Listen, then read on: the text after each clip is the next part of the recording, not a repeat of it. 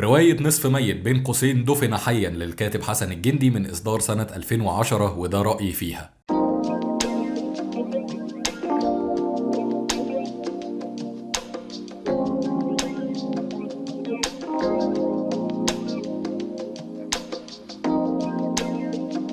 في البداية عايز أعلق على غلاف الرواية، والرواية دي لها بتاع 4 أو 5 أغلفة، في الحقيقة كلهم أسوأ من بعض، وفي رأيي ده هو أسوأ واحد فيهم، ولو ده هو اللي كان قدامي عمري ما كنت هفكر اشتري الرواية دي، لكن ده بقى هو اللي كان معايا وده أحسنهم يعني. والغلاف ده من تصميم أسامة علام. المهم نسيبنا من الغلاف ونخش نعرف ملخص القصة.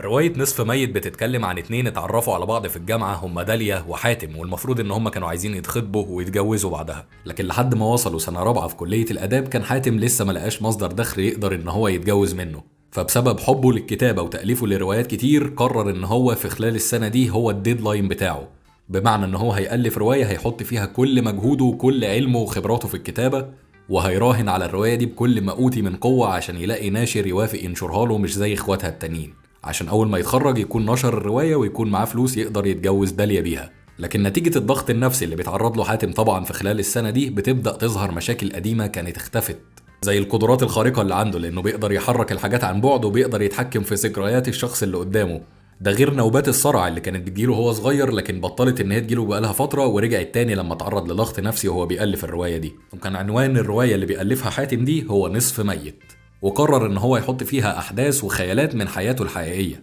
زي ان الرواية اللي بيكتبها اللي اسمها نصف ميت دي كانت بتتكلم برضه عن بطل وبطلة، الزوج كاتب بس مش لاقي دار نشر تنشر له رواياته وبيعاني من نوبات صرع، ومراته كانت هي اللي بتدعمه نفسيا، وفي نفس الوقت لما مات كان سايب اشارات لمراته تعرفها الحقيقة، وكل الكلام ده كان بيتطبق في الواقع في حياة حاتم وداليا. وده كله طبعا اللي اكتشفته داليا وهي بتقرا الرواية وفهمت ان حاتم مات، وطلبت من اختها دعاء ان هي تقرا الرواية عشان تفهم هي كمان. وبعد ما خلصنا كلام عن ملخص الاحداث خليني اقولك ان زي ما انت عارف اكيد رواية نصف ميت بتصنف على ان هي رواية رعب، لكن من وجهة نظري ان نصف ميت زيها زي بقية روايات حسن الجندي كلها مش بتقتصر بس على الرعب، لكن انت دايما بتلاقي فيها جرعة محترمة جدا من جوانب تانية كتير زي الرومانسية مثلا، وزي الإثارة والتشويق والجريمة، وكل جانب من الجوانب دي حسن الجندي بيعرف يتقنهم كويس قوي زي ما بيعرف يتقن جانب الرعب ويخوفك وانت قاعد بتقرا بالظبط، وزيها زي بقية رواياته برضه ما بتقدرش تسيبها من ايدك لحد ما توصل للنهاية من كتر ما انت هتموت وتعرف ايه اللي هيحصل، وحتى بعد ما تخلصها هتلاقيك عايز تقراها تاني من الاول، وده اللي انا هعمله فعلا، لان انت بعد ما بتفهم الاحداث وتشوف ان هي كانت عباره عن روايه جوه روايه جوه روايه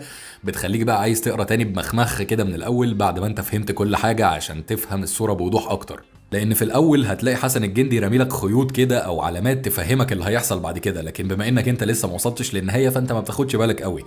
لكن لو وصلت للنهايه ورجعت تقراها من الاول هتكتشف قد ايه صياعه الكاتب وهو بيكتب الروايه دي. في النهاية نصف ميت فيها كم إبداع مش طبيعي، وبالتأكيد هي واحدة من أحسن روايات حسن الجندي، لكن هي مش أفضلهم بالنسبة لي، تفضل بالنسبة لي الأفضل دايما ابتسم فأنت ميت، لكن أقدر أقول إن نصف ميت هي تاني أحسن رواية لحسن الجندي بالنسبة لي لحد دلوقتي،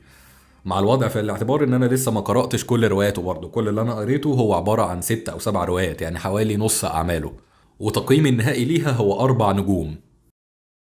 ودايما كل ما اخلص روايه لحسن الجندي بكتشف ان هو مش بس احسن كاتب رعب في مصر، لكن هو بينافس بشده ان هو يكون احسن كاتب عموما في مصر. طريقه بنائه للشخصيات والالغاز والحاجات اللي بتبقى محتاجه تشغيل دماغ اللي دايما بيحطها في رواياته وبتبدا تكتشف حلها واحده واحده قرب النهايه، وكل ده من غير ما اللي بيقرا يتلخبط خالص وهيكون فاهم كل كلمه كويس قوي وكل خط رايح فين وجاي منين، زائد انك ما بتقدرش تسيب الروايه من ايدك غير لما تخلصها، ولو جيت تدور على عيوبها هتلاقي نفسك بتدور عليها بالملقاط من كتر ما هي حاجات مش باينه، كل دي حاجات مفيش اي كاتب يقدر يعملها بسهوله. وبس هو ده كان كل اللي عندي اقدر اقوله في روايه نصف ميت للكاتب حسن الجندي، ومستني رايكم انتوا كمان في التعليقات. لو الفيديو عجبك بقى ما تنساش تدوس لايك وتشترك في القناه لو ما كنتش مشترك، ولو كنت اول مره تشوفني يا ريت تخش تاخد لك لفه كده في باقي الفيديوهات الموجوده على القناه وان شاء الله هتعجبك. وبس كده، سلام.